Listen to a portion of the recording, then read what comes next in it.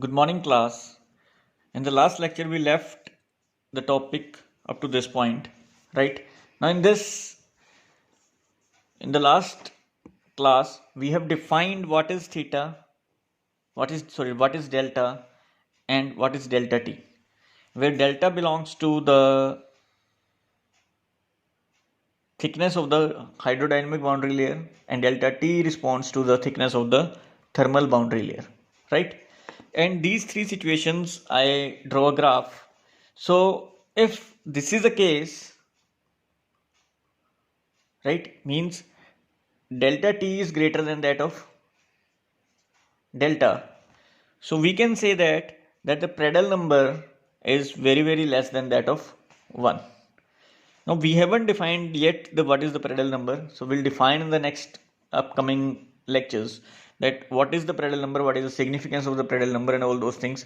But to understand this concept, we have defined these two values in the boundary layer concepts. So with respect to this, we can have these three situations. The delta t can be greater than that of delta t will be equal to delta, right? And del t is less than that of delta, right? So by this we get these three things, that Prandtl number is less than of 1, Prandtl number is equal to 1, and Prandtl number is greater than equal to 1, right? So the meaning of this, if this thing happens, the meaning of this is the heat will diffuse very slowly, right? And if this is the category, then heat will diffuse very quickly and at the very fast rate. So we need the heat rate to be dissipated very quickly. So we try to make the systems regarding to this, but this value is specially meant for those kind of mediums which we use for the heat flow purpose, right? Now in the last lecture also we have defined that h is a function of these parameters, and I individually also discuss after the dimensionless analysis of what are the significance of these parameters, right, on the heat transfer. Now to do the dimensionless analysis, we have to use the Buckingham pi method to solve these things, right? So let me start the dimensionless analysis, the dimensional analysis for this situation, right? So to start this, we have to, the step 1 is that the function which have these parameters h, mu, the velocity, the length, dynamic viscosity, thermal conductivity, and specific heat.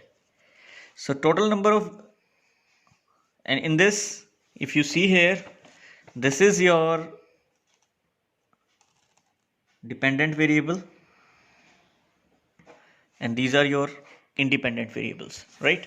So total number of variables are 1 2 3 4 5 6 and 7. So the total number of variables are 7, right? Now step second is we have to make the dimensional analysis of these parameters. So I'll explain one, because this thing you already know what are the dimensional analysis of these parameters. So I'll explain you the first parameter, that is the heat transfer coefficient, that is h. So h is what? Watt per meter square Kelvin, right? And what is this watt? Watt is joule per second. right? And what is this joule?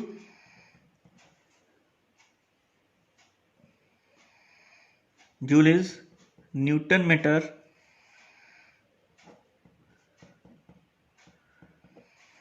and what is this Newton? It is kg meter by, we have m by s, we have 1 by m square k, right? So here m cancels, so I left with kg s cube k, which means h is equal to m mass unit, s means time units, temperature unit, right? So similarly I'll define all others, so let me write it down. So I have mentioned all the units regarding to this. Now in this, if there are 7 parameters, right? So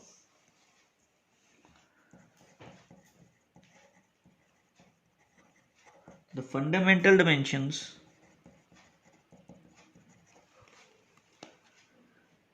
in the problem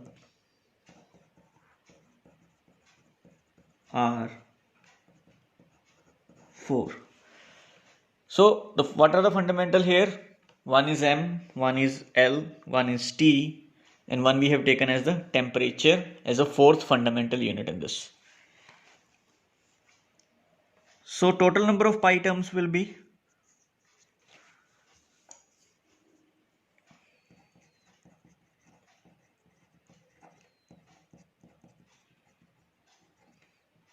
that are 7 minus 4, which are 3.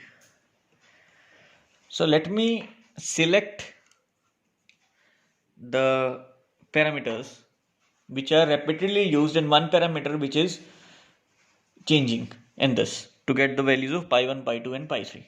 So the parameters which we are choosing, that is length, density, conductivity, viscosity, and we'll repeat in one equation as Cp, one as velocity, and one I'll repeat as h, right? So let me write now pi 1, pi 2 and pi 3 in these cases.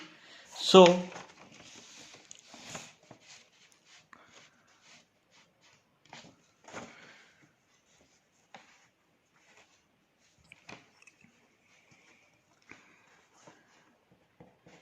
pi 1 will be L of A1, rho of B1, K of C1, mu of D1, and H as a variable, right?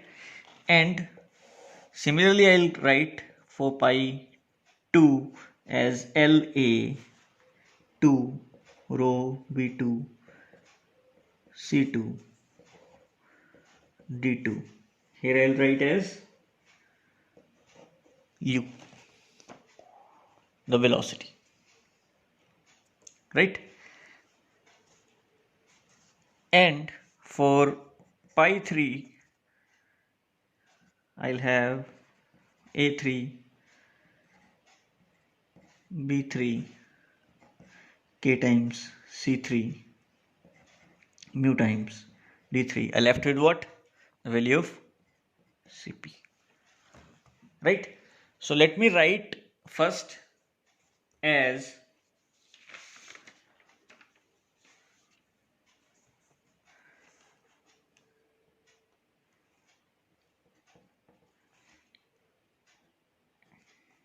L of A1, rho is what?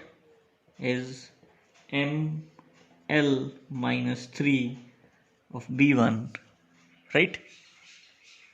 What is K? K is ML T minus 3 theta minus 1 of C1 right? What is mu? Mu is m L minus 1 T minus 1 of D1, and H is what? H we have m T minus 3 theta minus 1, right? So I'll write the equations with respect to L terms, with respect to M terms, with respect to T terms, and with respect to theta terms, right? And if I write with respect to L terms, it will be A1 minus 3 times B1 plus C1. Here we have L minus D1, which is equal to 0. And M terms will be B1 plus C1 plus D1 plus 1 is equal to 0. And T terms will be, here we have minus 3 of C1 minus of D1 minus 3 is equal to 0. And if I write for the theta, so here is no theta, here is a theta which is minus C1, no theta, and here is the theta is minus 1 is equal to 0, right? So if I solve this equation first, so I'll get C1 as minus 1, right? 1 will be going on this side, so C will be going on this side, so it will be of minus 1. If I put this minus 1 value in this equation, so this will be become plus 3, this will be minus, so this will cancel out and D will become 0, right? Similarly, if I put D and C value here, D is 0, this will cancel out, C is minus 1, so minus 1 plus 1 again 0, so B1 will be 0.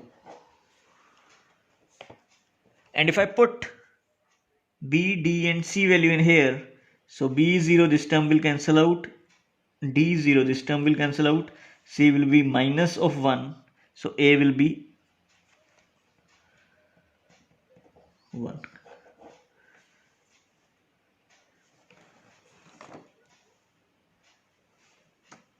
Right? So if I write these values here, so my pi term will become what?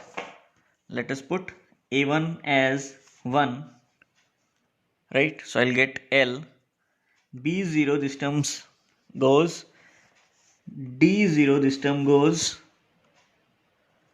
right? And C is minus 1, so this is, so I'll get here as,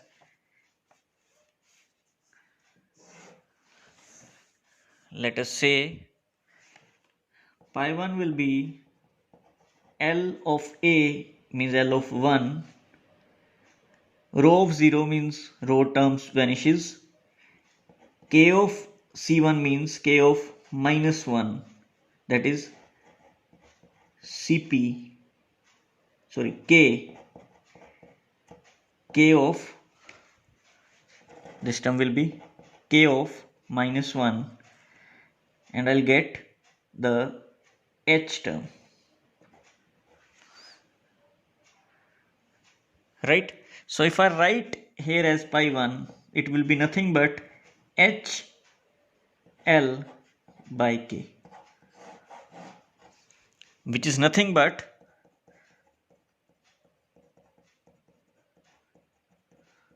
the Nusselt number,